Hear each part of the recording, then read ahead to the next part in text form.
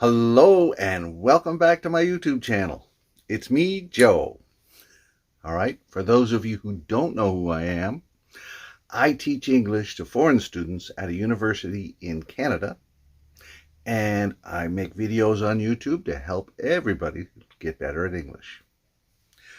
Now, if you want to improve your speaking, and especially if you have a speaking test coming up, then this video will help you calm down, focus, and do really well. So imagine your test is going to happen in the next 24 to 72 hours, and you are nervous as hell.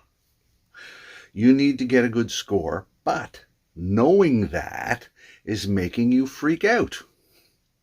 Here, I'm going to give you some tips and advice to make your time more effective and help you pass the test. All right? So, let me tell you all my tips, and at the end, write down below which 2 or 3 tips did you like the best. Okay? Here we go. Here's tip number 1. Always get a good night's sleep before a test. This is for a speaking test or any other kind of test. You want to have your head clear so you can think fast. Those of you who know my other videos know that I say that thinking fast is the key to fluency, and you need that for a speaking test. The night before the test, how about you relax and maybe just watch a movie, an English movie. All right. If you have more time before the test, watch lots of movies and practice speaking. So that's tip 1. Get a good night's sleep. Number 2, slow down and breathe deeply. All right. If you're just minutes away from the test, I want you to just slow down and breathe deeply. Think about your breath going in and out. All right, you can feel it going in through your nostrils. That means you're focusing on it, and it really, really helps to calm you down, because you'll want to be calm when you go into the test. All right? Well, you've made it this far, and that's fantastic. Now I'm going to give you a secret code. In my videos, I put 3 secret codes, and if you watch the whole video and then send me those secret codes on Instagram at Teacher Joe Crossman, then I'll know that you are a fantastic student and I will help you more. Okay? So, the first secret code is good luck on your speaking test. All right? Let's continue. Here's tip number 3. Tip number 3 is another body hack to help you calm down. Do a Superman pose for 2 minutes and then smile before the test. So the Superman pose is when you stand like Superman. I'll try to put a picture here. I don't know why, but if you do that, it sends a signal to the mind that you're okay, you're powerful, you're going to do well, and it helps you on any kind of test or interview or any kind of effort. Just before you go into the speaking test, smile. A smile helps release the chemicals in your brain to make you feel good. And that's great, because you don't want to feel bad going into a test. You want to feel good. So those are 2 hacks. Number 4, give short answers at first. Don't ramble. Sometimes students think they have to give really long answers. You don't have to give all the answers don't have to be long. For example, if they ask where you are from, you want to give an answer, but you don't want to say too little or too much. So for example, where are you from? I come from Canada. I'm from a small city on the East Coast called Halifax. All right. Now, some students, they just say one word. Where are you from? Japan. Okay, that's not enough.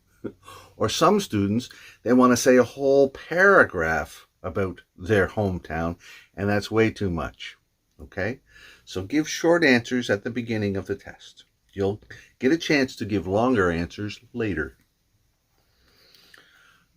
All right, tip number 5. Think and organize. That means when they give you a question, you have a little bit of time. You can think about it for a second or two. Or some tests, they even give you a minute. They get you to look at something or read something and a minute to think about it. Use that time. Get yourself organized. Then you can give a better answer. You don't have to speak immediately. Okay? Number 6, ask for clarification if needed. If the tester asks you a question and you don't understand or you don't hear them exactly, ask them what they said or ask what a certain word means. These are survival techniques and they're useful in everyday English. Also, it's much better to ask a question than to give a totally wrong answer. For example, if they ask, what are your plans for this weekend? And you say, I love weekends. That's not what we asked you. Okay? So if you don't hear the question clearly, you can ask. All right? All right, tip number 7. Here's a 3-part formula for longer answers. So if they ask you a question and it's going to be a longer answer, then the 3-part to organize it means give your opinion, say why that's your opinion, and then give an example. So that would include, I would say, because, an example of this would be, all right? So that's for longer answers. It's just a way to organize it in your brain. So imagine the question is, what's good about living in your city? This could be a longer answer. Give your opinion.